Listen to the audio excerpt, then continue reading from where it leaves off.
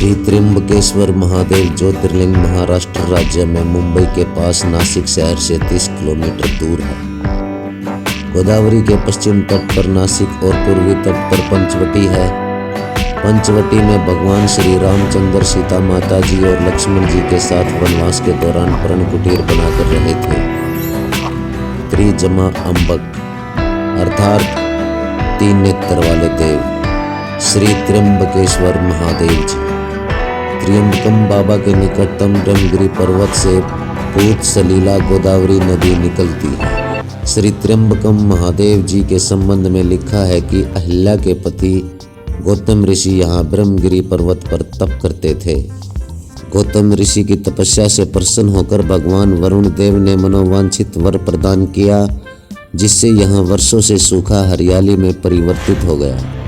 एक बार गौतम ऋषि के शिष्य जल राशि से जल भरने गए तो उसी समय वहां अन्य ऋषियों की पत्नी जल लेने आ पहुंची और पहले जल लेने का हठ करने लगी। गौतम के शिष्यों ने गौतम की पत्नी अहिल्या को बुलाकर पहले जल लेने की व्यवस्था कर ली, जिससे ऋषि पत्नियों ने अपना अपमान समझा और अपने पतियों को भड़काया। सभी ऋषियों ने गौतम से इस अपमान का प्रतिशोध लेने के लिए श्री गणेश जी का तप किया। गणेश भगवान ने प्रकट होकर वर मांगने को कहा।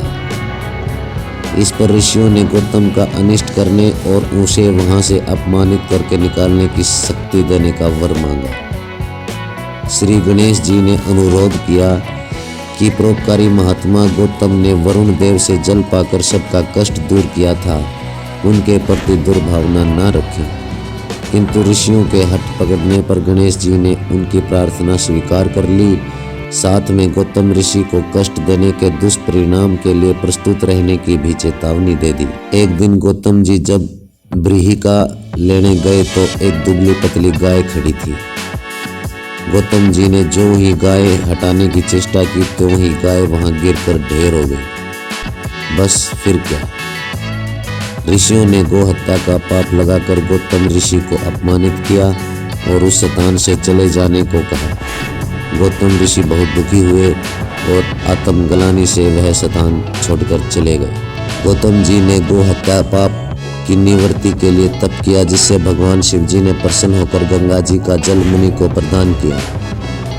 इससे मुनिवर पाप से विमुक्त हो गए। इस प्रकार गौतम ऋषि की घोर तपस्या से दक्षिण में पाप विमोचनी गोदावरी गौतमी गंगा राजा मानधाता के समय जब बृहस्पति सिंह राशि पर थे तब पृथ्वी पर आई थी।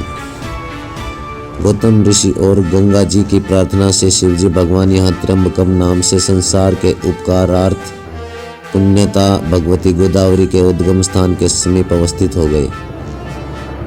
मंदिर के गर्भगृह में छोटे से गड्ढे में अंगुष्ठ प्रमाण 3 लिंग के दर्शन होते हैं। ब्रह्मा विष्णु और शिव जी के 3 प्रतीक यानी त्र्यंबकेश्वर में से भगवान शिव जी का लिंग पर प्राकृतिक रूप से जल का निरंतर अभिषेक होता है और ये जल गड्ढे में रिस जाता है।